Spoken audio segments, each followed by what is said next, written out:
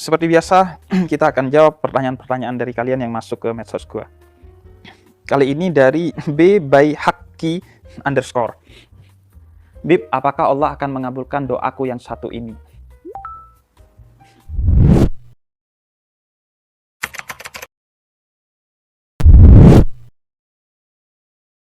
Oke, seperti biasanya gue akan kasih jawaban yang umum agar jawaban ini tidak bersifat khusus bagi penanya aja, tapi buat semua yang nonton. Apakah Allah akan mengabulkan doa saya? Atau kenapa Allah tidak mengabulkan doa saya?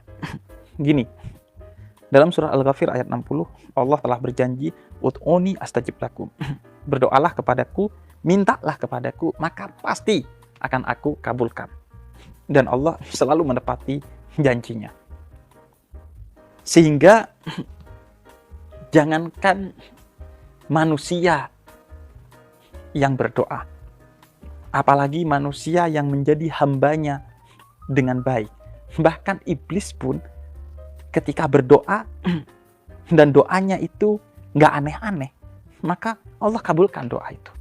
Seperti yang diceritakan dalam suratul A'raf ayat ke-14 dan 15. Yakni ketika iblis diusir dari surga karena tidak mau bersujud kepada Adam sebagai perintah Allah, iblis minta ditangguhkan sampai hari dibangkitkan. Dan Allah menjawab, oke, aku akan tangguhkan kamu sampai hari dibangkitkan. Ibnu Katsir ketika membahas ayat ini mengatakan, karena permintaan iblis itu gak aneh-aneh, yaitu ada hikmahnya dan tidak bertentangan dengan kehendak Allah yang memang ingin menguji iman setiap manusia yang mengaku hambanya yang taat, maka doa iblis itu dikabulkan oleh Allah. Karena hikmahnya sebagai ujian bagi ketaatan yang dilakukan oleh setiap hamba, sekaligus itu memang kehendak Allah. Allah menginginkan semua kebaikan yang kita lakukan itu diuji. Kata Allah, gak bisa lu mengklaim bahwa, oh iya, gue udah baik tanpa diuji. Justru untuk memastikan kebaikan itu karena memang bersumber dari diri lu yang berdaulat, itu diuji. Karenanya, kata Imam Abdullah bin Alwi Al-Haddad, puncak dari kebaikan itu, apakah benar-benar ikhlas atau tidak, adalah ketika diuji. Misalnya, lu sholat subuh berjamaah di masjid nih. Suatu hari ketika lu tiba-tiba ngantuk banget, lu gak sholat subuh berjamaah di masjid. Atau ketika ada angin yang dingin banget, lu gak sholat subuh berjamaah di masjid. Berarti kebaikan lu itu belum sampai titik ikhlas. Karena lu menjadi baik hanya karena kalau tidak ada angin yang membuat lu dingin atau tidak ada rasa kantuk yang membuat lu pengen tidur lagi. Berarti belum murni itu. Berarti lu gak lulus ujian yang diberikan oleh Allah. Gak lulus SNI, standar norma ikhlas. Jadi doa, kalau iblis saja yang berdoa Allah kabulkan, apalagi kita hamba Allah yang mulia yang berada di jalan Allah. Jadi pasti semua kita yang berdoa akan dikabulkan doanya. Tapi Bib, serius deh, ada doa gue yang sampai sekarang gak dikabulkan kok. Fakta. Oke, kenapa doa itu tidak dikabulkan? Sebenarnya doa itu bukan tidak dikabulkan. Yang menyebabkan doa itu tidak dikabulkan kemungkinan dua. Yang pertama, lu gak sadar kalau sudah dikabulkan, atau lu yang menyebabkan doa lu tidak dikabulkan, bukan Allah. Pertama, lu gak sadar bahwa doa itu dikabulkan oleh Allah bukan di waktu yang cepat, tapi di waktu yang tepat. Lu minta, ya Allah, semoga besok kerjaan saya lancar. Tapi besok bukan waktu yang tepat untuk lu mendapatkan kelancaran pekerjaan itu. Karena kalau besok lu lancar, lusanya lu jadi malas misalnya. Sehingga itu akan menjadi keburukan bagi lu. Karena lu belum siap untuk menjadi pribadi yang sukses. Maka Allah tangguhkan tuh. Allah tunda mengabulkan doa lu sampai waktu di mana lu siap untuk kerjaan lu sukses, mental lu siap, sehingga ketika lu sukses lu gak sombong. Sehingga kesuksesan lu menjadi benar-benar kebaikan buat diri lu, bukan menjadi justru keburukan bagi diri lu. Jadi itu yang pertama. Kemudian yang kedua, Allah katakan, asa antakrahu syai'an wa huwa khairun lakum wa asa an tuhibbu syai'an wa huwa syarrun lakum. Bisa jadi yang lo anggap baik sebenarnya itu buruk. Sebaliknya yang lo anggap buruk bisa jadi itu baik. Berapa banyak dari lo misalnya yang udah pacaran dengan seorang yang lo cintai sepanjang 7 tahun, tapi justru menikah dengan orang yang baru lo kenal beberapa hari, beberapa minggu, atau beberapa bulan.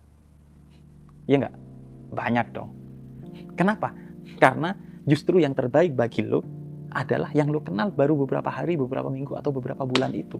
Bukan yang lo pacarin selama bertahun-tahun itu. Jadi, karena kita lemah untuk mengetahui mana yang terbaik untuk kita, sehingga Allah mengabulkan bukan sesuai dengan yang kita inginkan, tapi sesuai dengan yang kita butuhkan.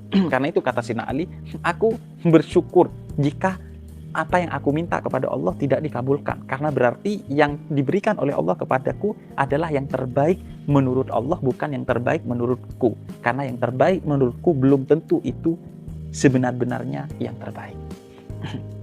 Karenanya ketika lu merasa doa lu gak dikabulkan, bersyukurlah sembari mencari apa sih sebenarnya yang Allah jawab atas doa gua. Karena pasti dijawab oleh Allah, pasti dikabulkan. Oh, ternyata gua minta ini gak dikasih karena diganti oleh Allah dengan yang terbaik. Nah, kalau lu gak sadar itu yang bahaya. Karena lu bukan cuma gak bersyukur, tapi justru kufur kepada Allah, menganggap doa lu gak diterima oleh Allah. Nah, selanjutnya bisa jadi itu doa tidak terkabulkan karena kelakuan kita sendiri. Misalnya, pertama, karena kita berdoanya tidak dengan tulus. Misalnya, ada orang yang berdoa minta mimpi Rasulullah, tapi sebenarnya tidak sumber dari hati yang tulus, sehingga dia gak bermimpi Rasulullah. Dan kemudian dia datang kepada seorang sufi, seorang spiritualis muslim. Saya ini sudah berdoa minta mimpi Rasul, dan saya tidak pernah mimpi Rasul. Kenapa? Kemudian kata sufi ini, ya karena kamu tidak berdoa dari hati yang tulus bahwa kamu benar-benar cinta Rasul. Enggak kok, kata dia. Yaudah kalau gitu gini aja deh, kalau lu gak percaya, besok seharian lu makan ikan dan jangan minum air. Malamnya lu pasti mimpi itu. Mimpi Rasul, kata dia. Ya coba aja deh. Ya udah, dia makan ikan seharian seret tuh, tapi gak minum. Akhirnya dia tidur.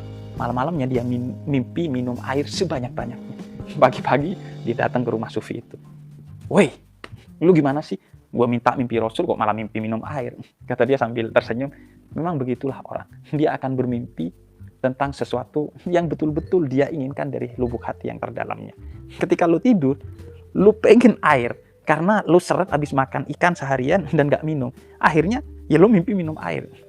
Jadi kenapa lu gak mimpi Rasulullah? Karena lu hanya minta mimpi Rasulullah, tapi tidak sebenar-benarnya hati lu pengen mimpi Rasulullah. Sehingga permintaan atau doa lu itu bullshit, gak tulus. Hanya ucapan di lidah, bukan suara hati. Jadi bisa jadi doa kita tidak terkabulkan karena sebenarnya kita cuma berdoa basa-basi. Buktinya, berapa banyak majelis yang ketika ceramah dia dengerin, tapi ketika ditutup dengan doa, dia sibuk main HP, dia sibuk ngambil makanan yang telah dihidangkan. Padahal inti dari satu majelis itu, kata Nabi Muhammad, adalah doa. Tapi berapa banyak orang yang meremehkan doa. Ya cuman amin, amin sekenanya. Gak dengan tulus mengamini doa kita. Dan kemudian bisa juga doa kita itu tidak terkabulkan karena kita tidak berusaha untuk mewujudkan doa itu. Karena doa itu meskipun dikabulkan oleh Allah, tapi melalui perantara sunnatullah atau hukum alam yang berlaku di muka bumi ini. Misalnya, lu minta sukses. Bukan berarti kemudian Allah ngelempar mobil, ngelempar rumah, ngelempar duit dari langit. Gak gitu, bro. Gak gitu konsepnya. Ketika lu minta sukses, mungkin justru Allah memberikan beban kerjaan yang berlipat-lipat kepada lu. Untuk membuat linier antara doa lu dengan hukum alam yang ditopang dengan usaha lo. Sehingga dengan beban yang berlipat-lipat, profesional lo meningkat, kinerja lo meningkat, sehingga lo kemudian menjadi orang yang layak untuk sukses karena sudah menjadi pribadi yang profesional, visioner, dan selalu bekerja keras. Jadi, doa itu butuh usaha. Karena itu kalau lo hanya berdoa, tapi gak berusaha, ya gak akan kejadian. Sehingga antara doa dan usaha itu harus linear. Tapi kalau doa lo ke kanan, usaha lo ke kiri, ya sampai mati juga gak akan terjadi. Karena hukum alam itu bagian juga dari sunnatullah, ketetapan yang telah Allah tetapkan di muka bumi ini. Jadi, yang menyebabkan doa lu gak terkabul adalah karena lu gak pernah mengusahakan doa itu. Allah telah mengabulkannya, tapi karena lu tidak mengupayakannya, akhirnya hal itu tidak terjadi. Sebagaimana misalnya, Allah telah ngasih akal kepada lu, agar lu bisa baik, tapi lu malah mabuk-mabukan. Sehingga hilang akal lu. Besoknya, badan lu sakit-sakit, duit lu habis, kerjaan lu berantakan. Kemudian, lu bilang, ya kok malah jadi gini? Katanya Allah ngasih akal kepada kita. Iya, Allah ngasih akal, tapi karena usaha lu justru membuat lu menjadi pribadi yang gak berakal, maka yang berjalan adalah ketentuan atas apa yang telah lu usahakan. Sedangkan potensi yang telah Allah berikan melalui akal, atau potensi berupa doa yang telah Allah berikan berupa pengabulannya kepada lu, itu akan hilang begitu saja karena lu habisi dengan usaha lu yang bertentangan dengan doa lu. Bukan berarti doanya tidak dikabulkan, tapi doanya itu dihempaskan oleh usaha yang mengkhianati doa tersebut. Jadi, coba ketika lu merasa doa lu gak dikabulkan, lakukan introspeksi, karena masalahnya pasti di diri lu sendiri. Dan kalau lu nanya apakah Allah akan mengabulkan doa lu selama doa itu baik dan tidak bertentangan dengan kehendak Allah, atau ketentuan Allah, atau sunnatullah, atau simpelnya hukum alam, maka doa lu pasti dikabulkan. Karena doa iblis saja dikabulkan, kalau di dalamnya ada kebaikan, ada hikmah, dan tidak bertentangan dengan hukum Allah, apalagi doa kita. Kecuali lu minta sesuatu yang aneh-aneh. Ya Allah, gue pengen dia tuh orang yang baik, hidupnya belangsat, dan matinya masuk neraka. Ya gak bakal dikabulkan, karena di dalamnya tidak ada hikmah, tidak ada kebijaksanaan, dan bertentangan dengan ketentuan Allah bahwa orang baik hidupnya akan mujur, dan matinya akan surga. Karena lu melawan kehendak Allah, maka doa lu ya gak akan dikabulkan. Doa siapapun juga gak akan dikabulkan kalau bertentangan dengan kehendak Allah dan gak ada hikmahnya. Tapi doa iblis sekalipun akan dikabulkan kalau sesuai dengan kehendak Allah dan ada hikmahnya.